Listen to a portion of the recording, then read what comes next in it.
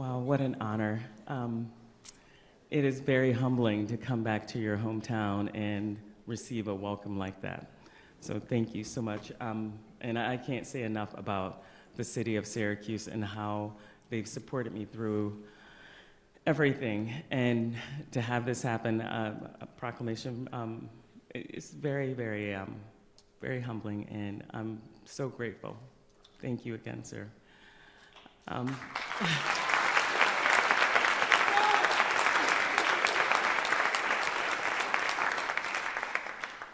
So at this time, what I'd like to do is I'd like to talk to the students and show everyone a little bit about my mission and how it changed me. And I want to share that, especially with students, because I was sitting in these seats so many years ago wondering how I was going to get from point A to B. I'm one of 7. My twin sister and I were here. And, we had a lot of big dreams. But, how do you get from point A to B? Well, you just start. And that's what we did.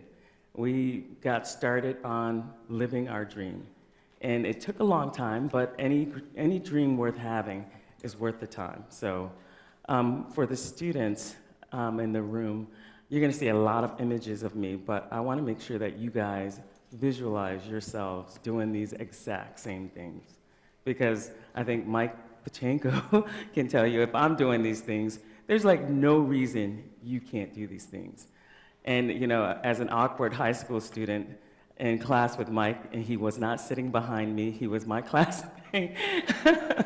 You never know what's inside a person who's sitting next to you, or behind you, or in front of you. You never know who they are.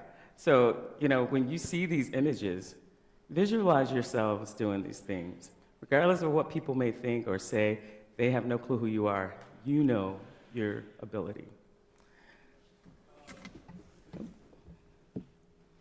Don't get included. Okay, so we don't have the full presentation here, but I think what we'll do is we'll start with the launch day, and we'll go ahead and show this video.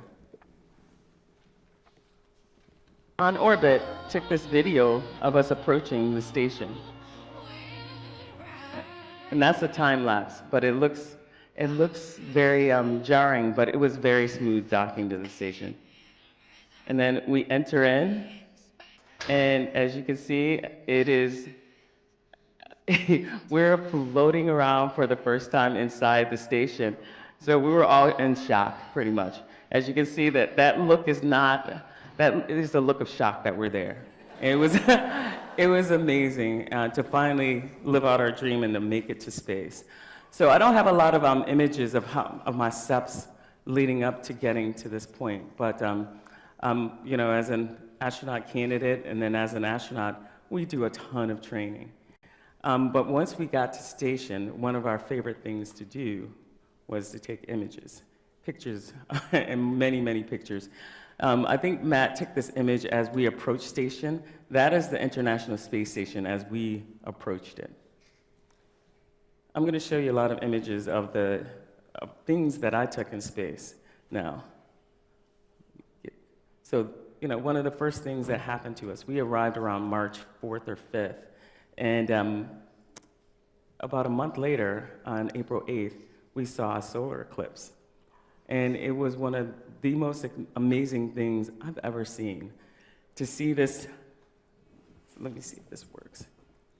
Oh, it doesn't have a marker on, there it is. So to see the solar eclipse, so this is actually the backside of, as it was moving away from us. And then this is as it was moving towards us. So this dark spot moved, okay, if we can show this video, you'll see how it was moving towards us, and you can see so it was just amazing to see this dark spot moving towards us. It was like a hole was in the planet. It was the blackest, creepiest, beautiful thing I've ever seen, and to see this from my vantage point was amazing. This is also a video. We took a lot of nighttime video.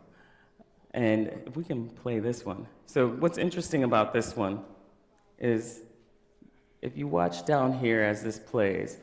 So this is actually a nighttime image, time lapse. You can see the Earth's atmosphere here.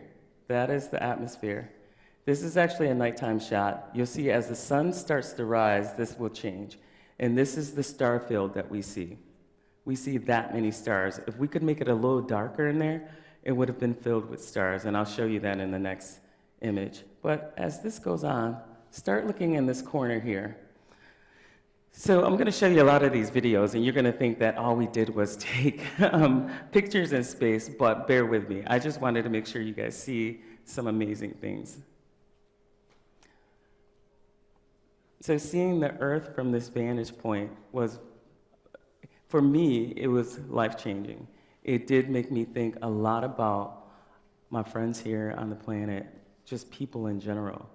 And one of the things that came to mind as I was in space, and it kind of developed more and more as the days went on, was how careless we are with each other and on Earth. And you know, we have one planet, we're all in this together, but we are careless with each other. And so it made me think of, how do I communicate that we need to take care of each other, we need to look out for each other. And you know, I love that the high school has brought me back here to talk to you guys.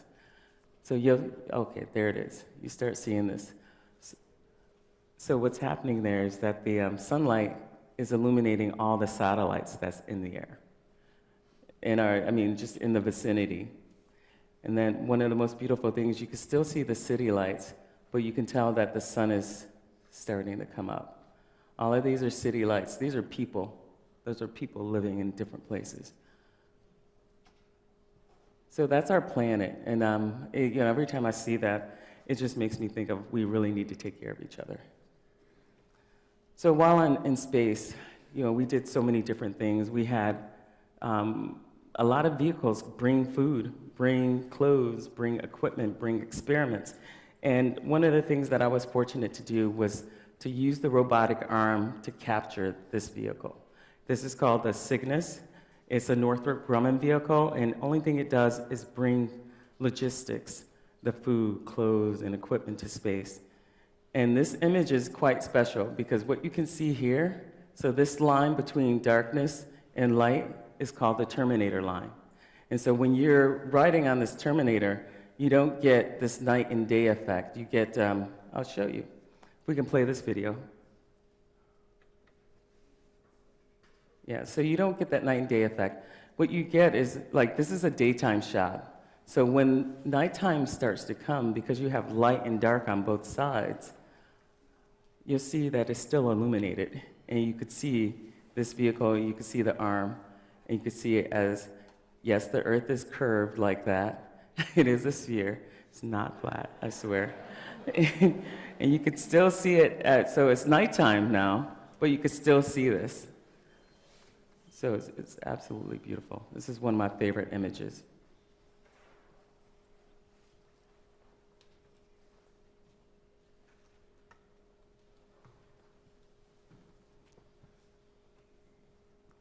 There we go. Talked about that. There we go. So, while on station, we do a lot of exercise, a ton of exercise, and one of the windows, called the cupola, we do our weightlifting exercise. And every now and then you're exercising, but you look out the window and you'll see something like this forming. You're like, what is that? This was actually Hurricane Kirk forming in the North Atlantic, and I just happened to look out the window and capture this. So that was amazing. So I took many pictures. This is just 4 of many images that we took. There we go. Yeah, we did a lot of hurricane observations, a ton of them. That's Hurricane Beryl. The other thing that we did was, if we're exercising, does anyone know how fast the International Space Station is moving by any chance? Okay, he's got his hand up. Go ahead. Well, it's moving 17,500 miles per hour. That was a great guess, but it's moving very fast. So that means we get 16 sunrises and sunsets. Every 90 minutes we go around the Earth. And when that happens, we could be exercising and it goes from daylight to nighttime. and we'll end up seeing these auroras. They're absolutely beautiful. Let me move on to the next one. So if you can play this one. So we'll go back one. Let's go back one. There we go. We can play that one. So just looking out the window, while we're exercising, while we're doing some experiment, it could be a number of things. But when you're looking out there, you see some of the most amazing things. And the auroras were amazing while we were there because there was so much solar activity in 2024, last year. And, you know, wait for it. So then you see things like this all of a sudden that happen. And you can even see some of the red aurora here. And so the next video, if we show that one, so this one I always like to include because even though you see a little pixelation here, this is still how the star field looked. There were so many stars that at nighttime, if you made it very dark on the inside, you could see that the star field is just cluttered with stars. They're just very far away. And so this image kind of captures that. And so after talking with another photographer, he said, even if you filter out all of the noise, that star field would still be littered with so many stars. And you know, because of the lighting in here, you could actually see the Milky Way galaxy, the edge of the galaxy from there.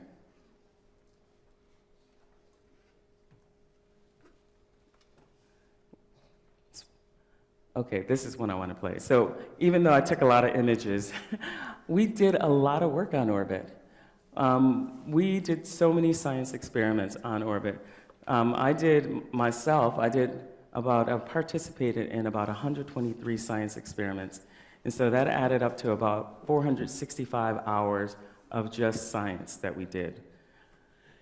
We did plant science, we did immunity assays, experiments, and that means that we took our own blood. We were looking at our own immunity profile from the beginning of the flight throughout the flight to the end. We worked with different robots that we're trying to figure out if we can use in space or even on the moon. This is the nanosats where we set up in the Japanese lab. So we were launching these nanosats, really small, cube-like, pew, pew. You got to make sure you get that out. And we just launched them from the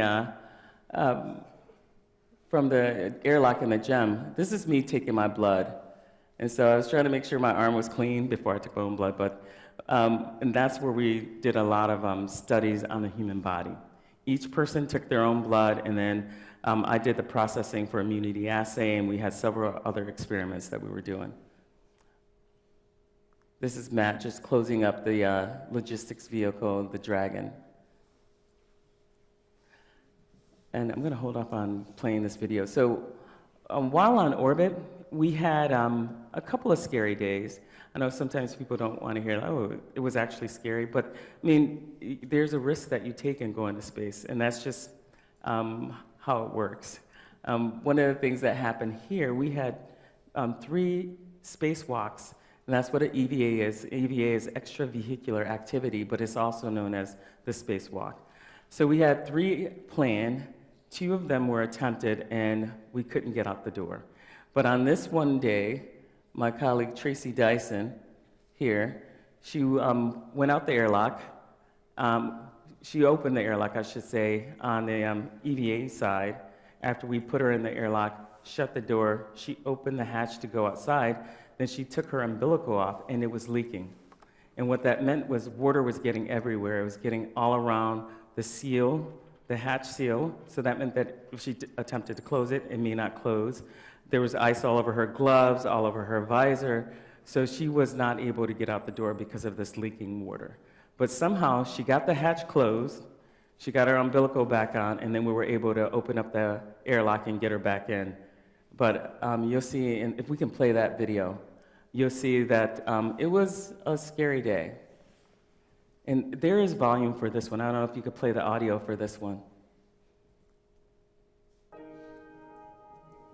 So we got them suited up and into the airlock. All of those are flakes that came out of the airlock when she took off her umbilical and put it out. the water instantly froze, of course. Yeah, there's a lot of particulates flowing around here. Fuse on and locked. Hold on. Okay, so we both have your SUs. So we were very locked. fortunate So to get her back in. Fuse and locked. We're going to terminate for the day. And that was probably one of the scariest days on orbit for me. Just so you know. But we also had a lot of fun on orbit.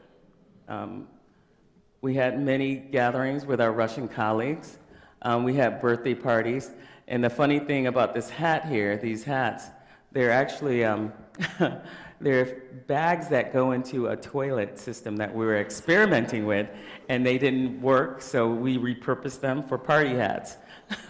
We had many parties in our segment, like Lusha, a good friend, and Yvonne, they had just arrived, so we had another party. And then we even had a little pizza party at times. And then, oh gosh, yeah. So a friend of mine assembled this briefing for me, so he kind of included a couple of things that I didn't expect. Can we play this one?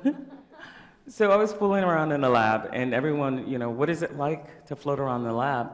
So I kind of made this quick video just to show them that you can have quite a lot of fun in space. You can do quite a few things.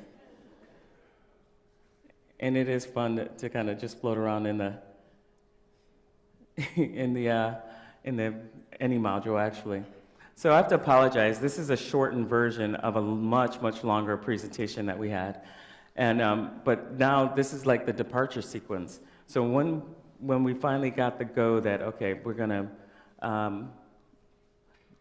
the weather's good, we're gonna undock on such and such day, the thing that we do is we have to leave our patch inside of the hatch where we're undocking from, and we sign it. So we do all these great traditions. This is another video.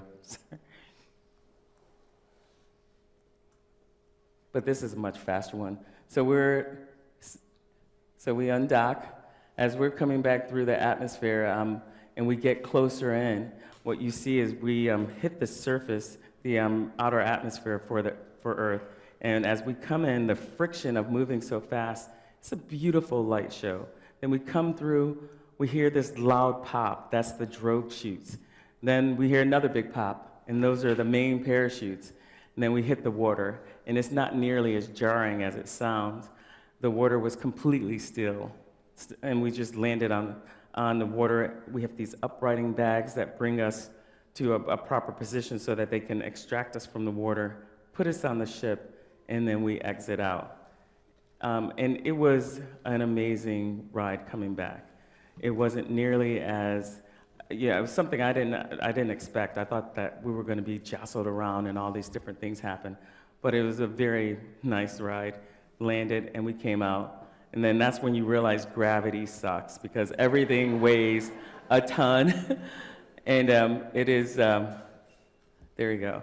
So, I apologize. This is a much shorter briefing, so you guys have to invite me back. I'll show you a little bit longer briefing. But what I want to do is, for anyone, if you have questions, let's have a conversation. I see a hand back there. Can we? Okay, great.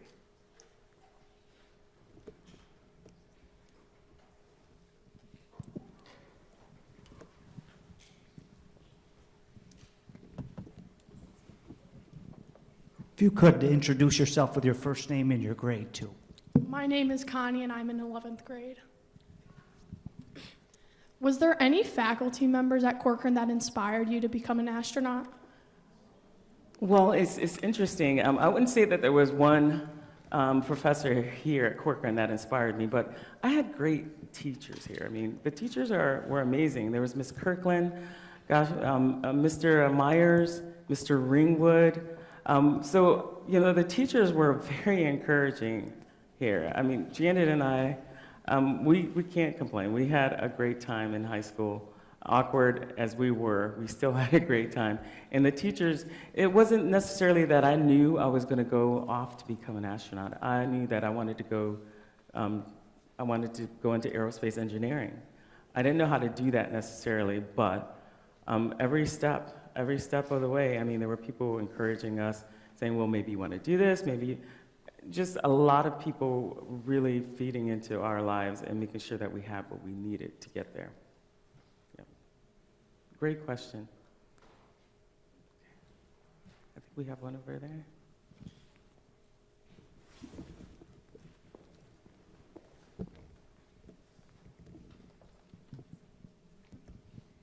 I'm Chrisette. I'm a 10th grader, and I want to know, like, how many years of schooling did you have to go through outside of high school to become like an astronaut? That's a great question. I was going to ask that question if people can guess how many years I spent in school after high school. I spent 11 and a half years. So nothing you desire comes easy.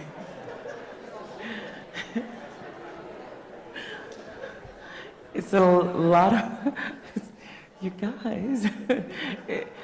I want to encourage you though, because, I want students to understand that it didn't happen overnight.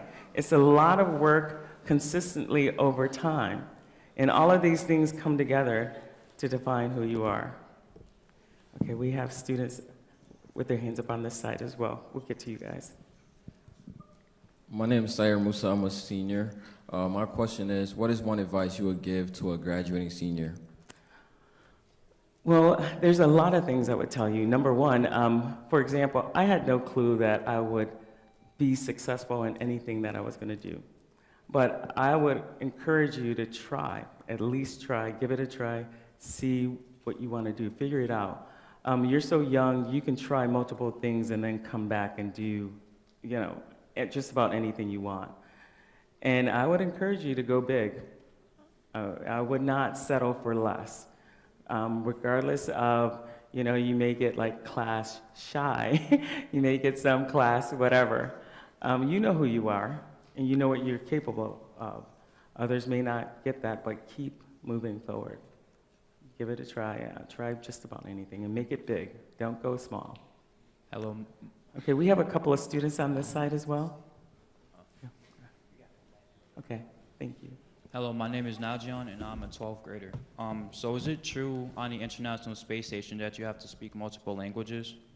Well, so I wish I had the larger briefing. I apologize. Maybe I'll have to come back and give that one again.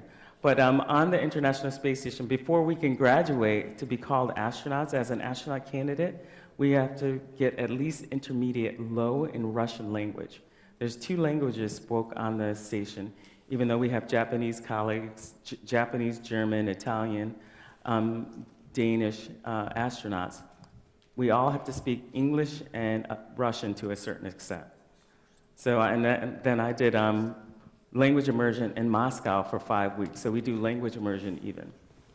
So at any given time on the space station, you'll have 3 colleagues who are cosmonauts. And it goes a long way for camaraderie, having dinners together, hanging out, and even working together. We have some astronauts who fly on the Russian Soyuz. So we speak Russian if we're going to fly in the Soyuz, but also for friendship on orbit and camaraderie on orbit. So that's a good question. Go ahead, sweetie. My name's Tony, and I'm in 8th grade, and I was wondering if you're going back to space. I would love to go back to space. I have to fully recover. I'm almost there. There's just little things that happen to your body, and I did too much running on orbit on a treadmill, so you have to wear a harness, and you have to have bungees that pull you down. I had over 200 pounds, so I kind of ruined my knees a little bit, but once I'm over that, I would love to go back to space. My name is Davion Torrance, and how do y'all have air in space? How do y'all keep it? Yeah, say that again, I'm sorry, sweetie. How do y'all have enough air in space? Enough air? Well, so that's actually a great question. A lot of people don't understand. What we do is we built the space station, but we also have to provide all of the needs that you would have to sustain life. For example, in the atmosphere here is mostly nitrogen and oxygen, and so we have an artificial atmosphere where we provide oxygen and nitrogen. That's also used to pressurize the modules. Like right now, we're at 1 atmosphere, so we have almost the exact same on the International Space Station. So we have to pressurize each module to about 1 atmosphere, and we use the oxygen and nitrogen to do that as well. We need a way to scrub the carbon dioxide out of the atmosphere as well. So we have these carbon dioxide scrubbers, is what we call them. We have a toilet. We have to provide that for everyone. We have to have exercise equipment. So we have everything that you need to sustain life on orbit. Yeah. Good question. Hi, my name is Ismail Ali. I'm in 12th grade. My question is that, floating around is usually associated with a sense of freedom, but do you ever feel like trapped not being able to place your 2 feet on the ground and just go for a jog or walk to a restaurant or something like that? Well, so you're asking basically, do we get bored of being stuck in a container on the International Space Station? Well, the International Space Station is actually bigger than you think. And it's once in a lifetime, right? So, what I recommend and what we all try to do is stay in the moment and recognize that, when we get back home, we'll wish that we were there again. And so we live here. We've done this however many years of our life, but only 8 months in space. And then when we get back, we can have, like I had a lot of Indian food when I returned. And that was my favorite thing. We had people go get burgers when they returned.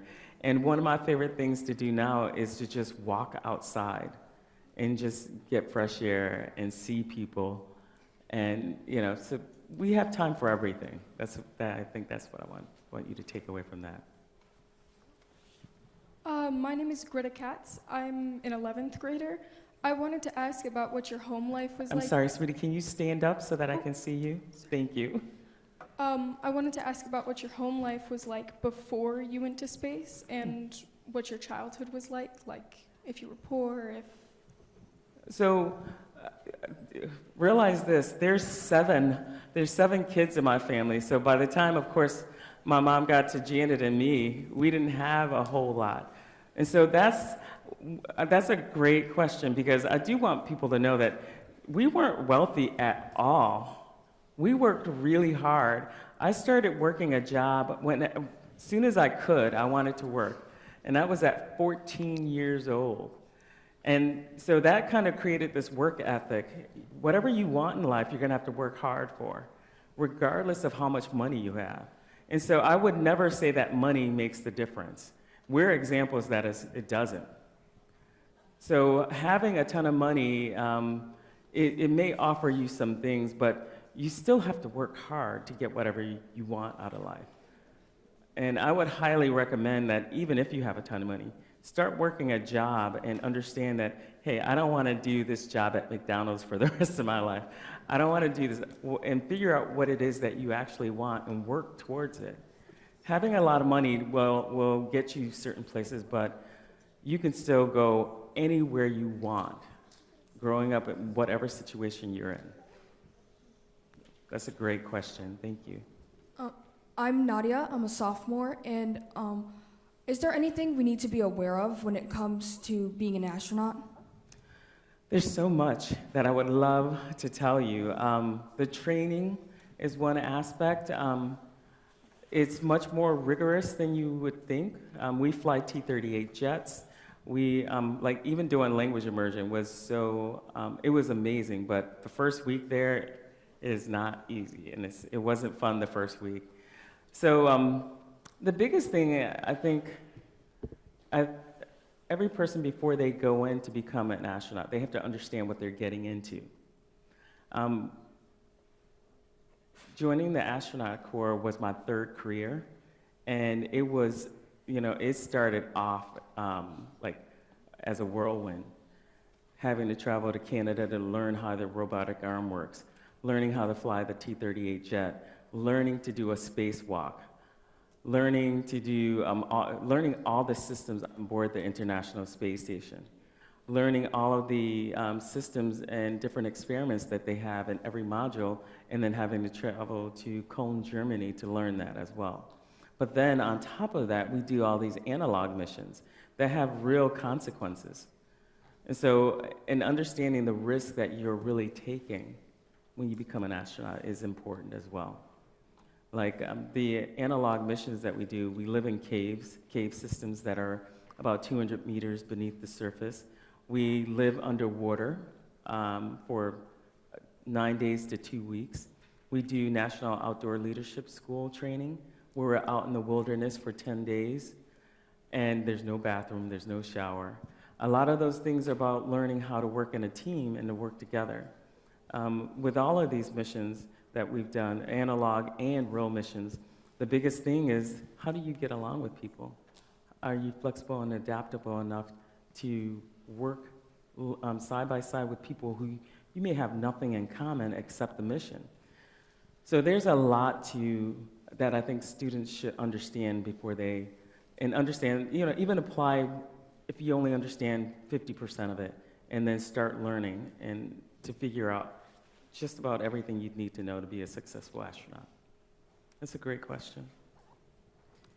My name is Taji Cummings, and I'm a 9th grader. And I'm sorry, can you stand up as well? Thank you, dear. I was wondering, is there anything that almost stopped you from becoming an astronaut? And if so, how did you overcome that step in your journey? Thank you.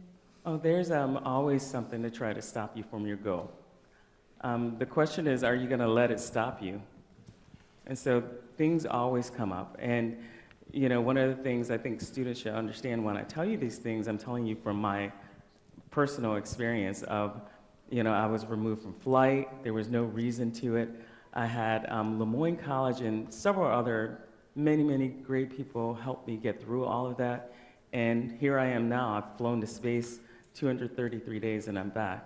The point to a lot of those things barriers that pop up, everyone has them. I don't care if you're male, female, what race you are, what religion, everyone has them.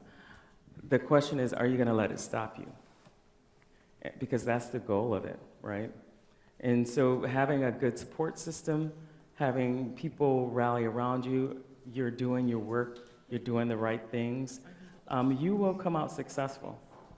So I would, recommend that, understand that these things can happen, but understand who you are. So if you're serious about what you want to do, don't let it stop you. Keep moving forward. Good question. I'm Mohammed. I'm a freshman. How big is the space station exactly? Is it big Well, the main truss of the International Space Station is about the size of a football field. That's a great question. And then within, that's not the living compartment though. The living compartments, so in the US segment, we have Node 2, the GEM, the Japanese module, the European module, and then we have the lab, we have Node 1, Node 3, and an airlock. So that's 7 modules, and that's just the US segment. Then we have the FGB, the service module, and then we have several docking compartments on the Russian side.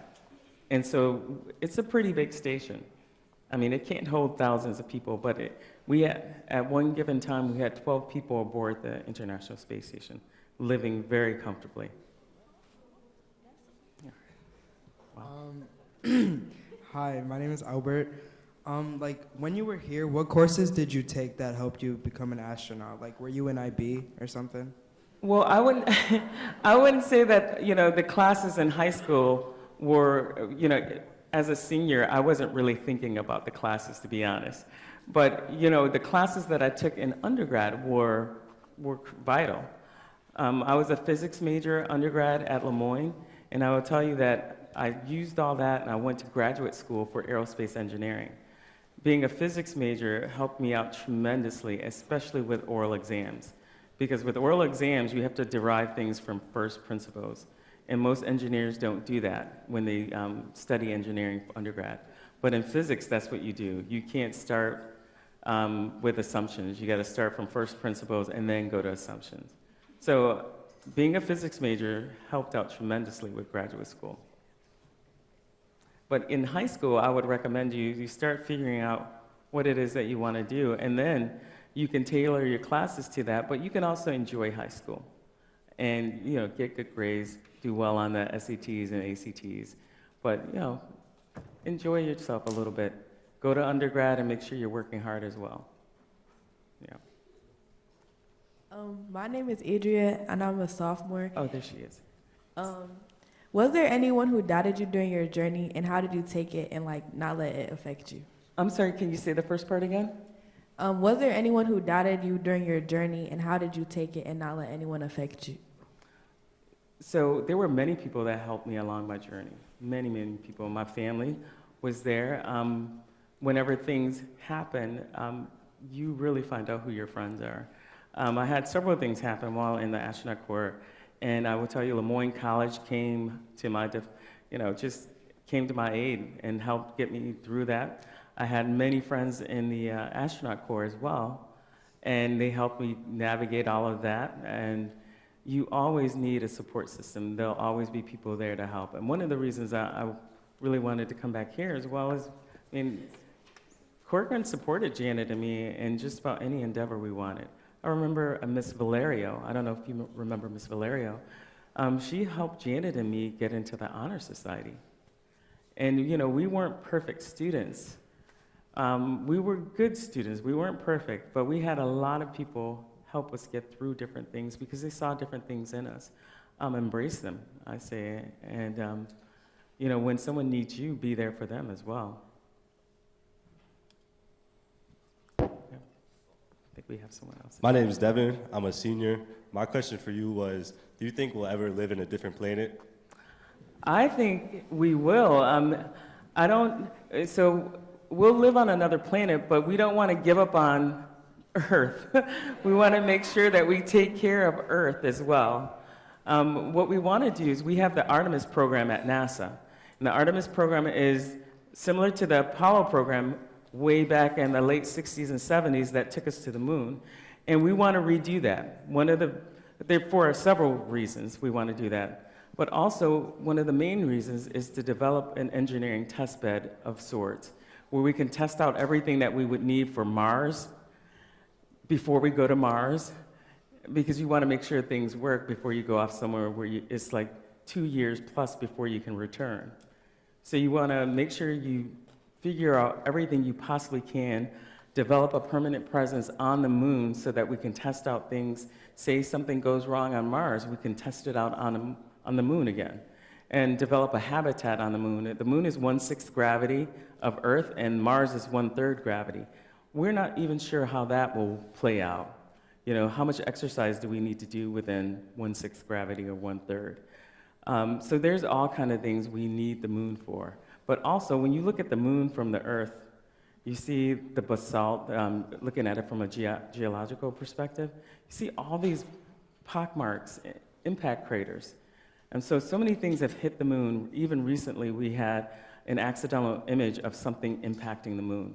So we don't know exactly where those objects are coming from. So if we can understand what happened on the moon, why it's so pockmarked up, we can maybe figure out what happened, and we can predict whether it'll happen again and maybe prevent it, and maybe even prevent something from hitting Earth.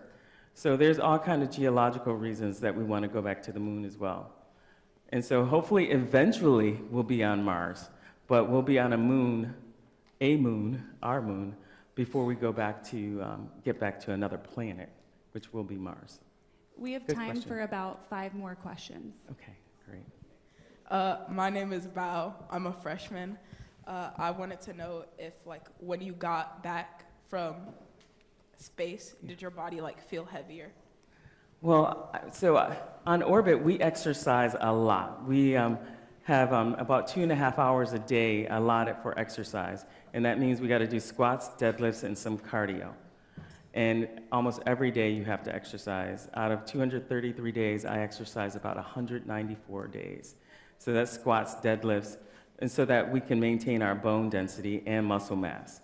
Because it's kind of an indication of your immune health. So when I returned, I felt okay, but gravity is, I hadn't felt gravity for 8 months. And so the first thing you notice is how heavy your head is. You're like, gravity sucks. You figure out, oh my gosh, even my arms weigh a lot. Then you're walking, you feel like you've got cement in your shoes. But that only lasts for maybe a day or two. What the biggest problem and issue is your inner ear. So you have these stabilizing otoliths in your ear. And we've been in space. It has not figured out what was up and down for 8 months. So when you land, you may feel dizzy because your inner ear is kind of going a little crazy. And once it stabilizes within 3 to 4 days, you feel fine. But everyone feels that way when they return. And I'll tell you, it's only 3 to 4 days, it's worth it going to space. So. My name's Destiny. Okay. Yeah.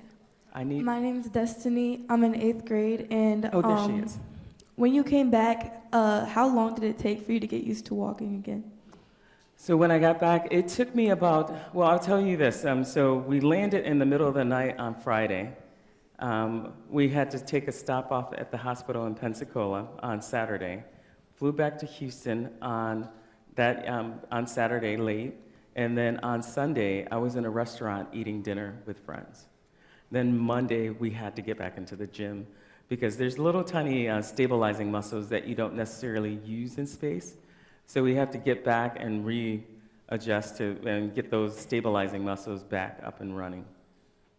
So it didn't take long. My name is Okay, my name is Natlana, and I'm in 7th grade. How long did it take you to land after you was in space? How long did it take to land? Okay. So it depends on which vehicle you're on.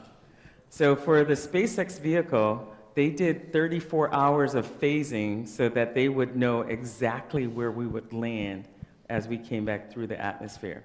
So we undocked from station, and then we had about a day and a half of just kind of hanging out in space. And then they, everything kind of aligns orbital-mechanically. And then we splash down. So, but once they say, okay, you go to splash down, deorbit completely, it's within 4 hours that we're back on water for us, and then about another hour before we're out of the capsule. So it doesn't take long, but it does depend. Like if you're on a Soyuz, it's totally different timing. Hi, my name is Nehemiah Everson. My question would be, before you retire, what is something you want to accomplish? Wow.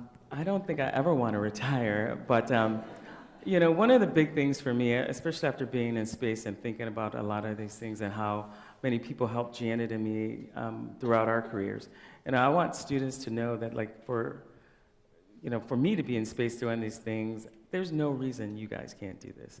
And so to encourage you guys to go as far as you can, as far as you want, but don't dream small. The whole, I never forget, I had a colleague years ago who said, why do people tell kids to dream big?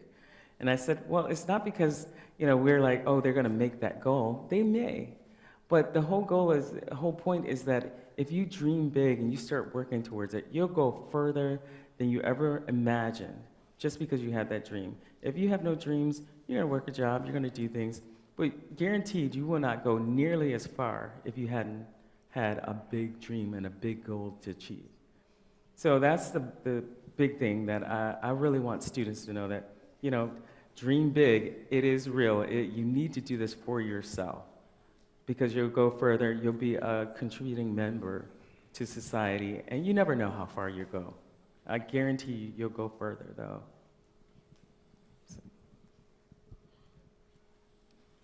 Hi, my name is Liliana, and I am in 6th grade. I go to Roberts.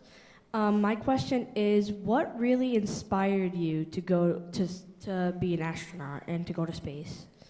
Well, it's inspired me. Well, I will tell you that everything about science, as you start learning more and more, and you go deeper and deeper into things, and just learn all these new things, that's inspiring to me. And it just inspired me.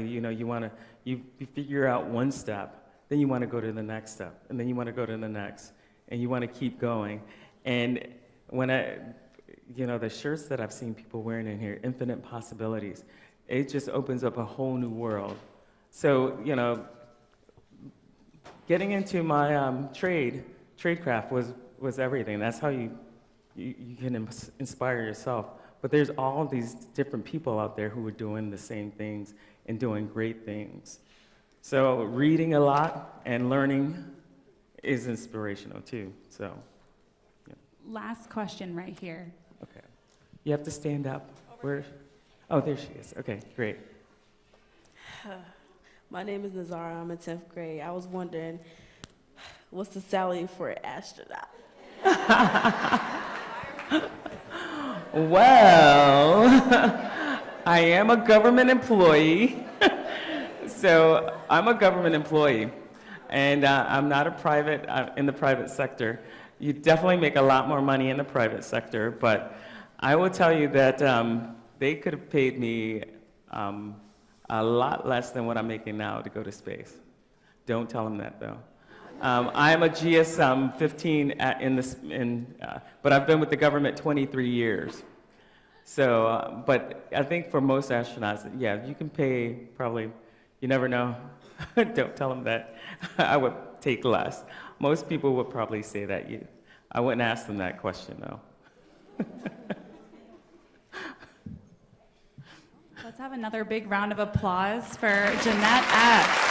Thank you so much. Thank you, guys. Thank you.